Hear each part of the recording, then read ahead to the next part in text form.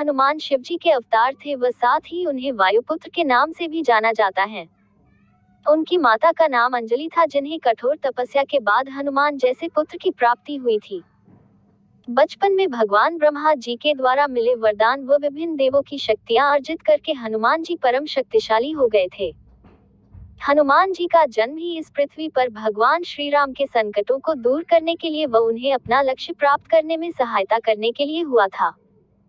इसी कारण जब भगवान राम 14 वर्षों के वनवास पर गए और रावण माता सीता को उठाकर लंका ले गया, तब भगवान राम की हनुमान जी से भेंट हुई थी। हनुमान जी भगवान श्री राम के सबसे बड़े प्रियतम भक्त थे। भगवान हनुमान जी में कई गुण थे व उनको सभी वेदों शास्त्रों का भी संपूर्ण ज्ञान था। किंतु इसी के साथ साथ हनुमान जी को संकट मोचन कहा जाता है, अर्थात संकटों को दूर करने वाला व जीवन को एक नई दिशा दिखाने वाला कहा जाता है। संकट मोचन का अर्थ क्या है या फिर इससे हमारा क्या तात्पर्य है? दरअसल संकट मोचन का अर्थ केवल हमारे संकटों को हरने वाले से ही नहीं कहा जा सकता है, बल्कि इसका अर्थ हमें एक नई दिशा दिखाना और उस पर आगे बढ़ने की प्रेरणा देने से है। ये तो हम सभी जानते हैं कि भक्त हनुमान भगवान शिव का एक आंशिक अवतार थे, जिनका जन्म भगवान विष्णु के 7वें अवतार भगवान श्री राम की सहायता करने के उद्देश्य से हुआ था। उस कालखंड में भक्त हनुमान ने अपनी बुद्धिमत्ता और चतुराई के बल पर श्री राम के बड़े से बड़े संकटों का भी पल भर में हल कर दिया था। इसलिए हमारे संकटों को हल कर हमारे जीवन को एक नई दिशा दिखाने वाले को ही संकट मोचन कहा जाता है। रामायण की कथा व श्री राम व रावण के बीच हुए युद्ध को तो आप सभी जानते होंगे व उसमें भगवान हनुमान की भूमिका से भी आप भलीभांति परिचित होंगे। हनुमान जी ने कब कब प्रभु श्री राम पर संकट आने पर उनकी सहायता की और उन संकटों को दूर किया। जब रावण माता सीता को धोखे से अपने पुष्पक विमान में बिठाकर भारत भूमि से कहीं दूर लंका ले गया, तो राम और लक्ष्मण के लिए माता सीता का पता लगाना बहुत मुश्किल था व साथ ही उन्हें माता सीता के कुशल मंगल की भी चिंता थी। ऐसे समय में हनुमान ने अपनी शक्तियों का प्रयोग करके लंका की उड़ान भरी और माता सीता से भेंट की।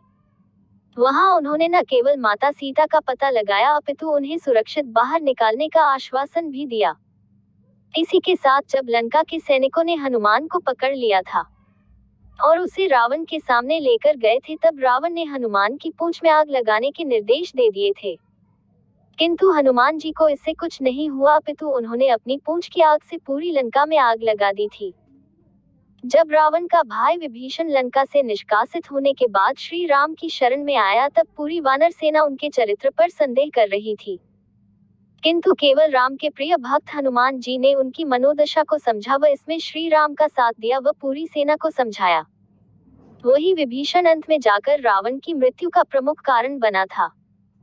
जब भगवान राम अपनी सेना के साथ लंका पार करने वाले थे, तब उस पर पुल बनाने का उत्तरदायित्व भी हनुमान ने ही उठाया था।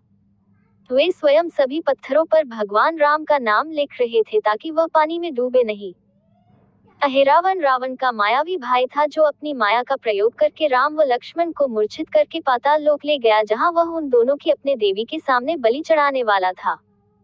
ऐसे समय में हनुमान जी स्वयं पाताल लोक गए और अहिरावण का न केवल वध किया, अपितु राम व लक्ष्मण को सकुशल वापस भी लेकर आए। ऐसी और भी बहुत सारी घटनाएं हैं जब हनुमान जी ने अपनी बुद्धि व शक्ति का परिचय दिया व भगवान श्री राम के सभी संकटों का हल किया।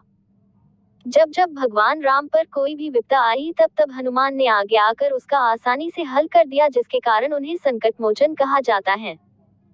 भगवान श्री राम की भक्ति व सेवा करने के अलावा भक्त हनुमान स्वयं में बहुत बुद्धिमान व शक्तिशाली भी थे।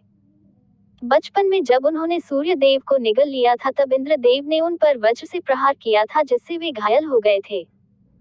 उस समय वायुदेव ने क्रोध में संपूर्ण पृथ्वी की वायु रोक दी थी, जिससे सभी जीव जंतु मरणासन हो गए थे। उस समय स्वयं ब्रह्मा जी ने पवन पुत्र हनुमान को न केवल ठीक किया, अपितु उन्हें वरदान भी दिया। ब्रह्मा जी के वरदान से उन्हें किसी भी अस्त्र शस्त्र व स्वयं ब्रह्मा जी के प्रमुख अस्त्र ब्रह्मास्त्र से कुछ नहीं हो सकता था।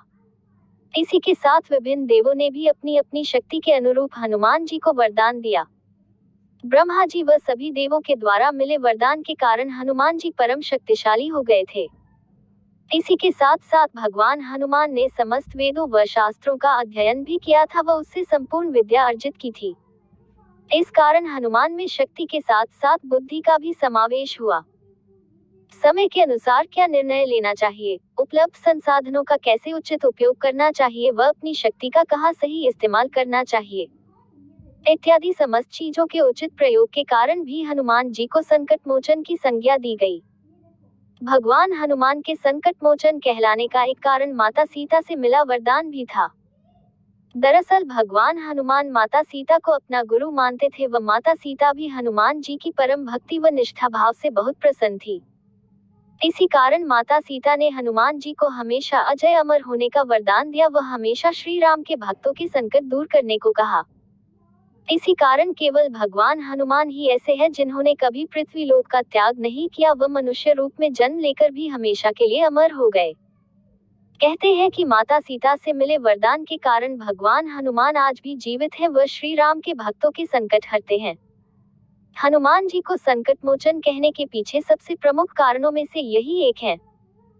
इसलिए हम हनुमान चालीसा में भी पढ़ते हैं कि संकट कटे मिटे सब पीरा, जो सुमिरे हनुमत बलबीरा। अर्थात यदि हम संकट में भगवान हनुमान को सच्चे मन से याद करते हैं तो वे हमारे संकटों को दूर करते हैं। वो हमारे जीवन को एक नई दिशा दिखाते हैं। यदि आप ध्यान देंगे तो पाएंगे कि श्री राम के जीवन में तो कई ऐसे महान पुरुष थे जिन्होंने संकट के समय में उनकी सहायता की थी, जैसे कि वनवास के समय माता सीता और भाई लक्ष्मण का साथ देना, सीताहरण के पश्चात मित्र सुग्रीव का अपनी पूरी सेना के साथ देना, रावण से युद्ध में विभीषण का साथ देना, तो लक्ष्मण के मूर्छित होने पर लंका के राजवैद्य सुषन का साथ देना इत्यादि।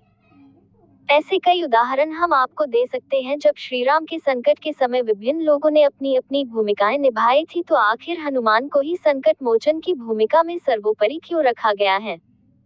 ये तो हम सब जानते हैं कि भक्त हनुमान जी को सभी वेदों शास्त्रों का संपूर्ण ज्ञान था। इसी के साथ उन्हें अष्टसिद्धियों और नव निधियों का दाता भी कहा जाता है।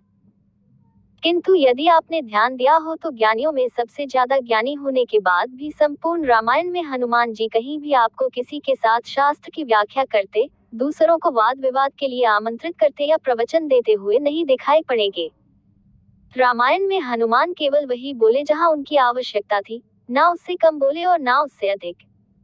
जब हनुमान पहली बार समुद्र पार करके लंका पहुंचे थे, तब उनकी रावण से पहली बार भेंट हुई थी।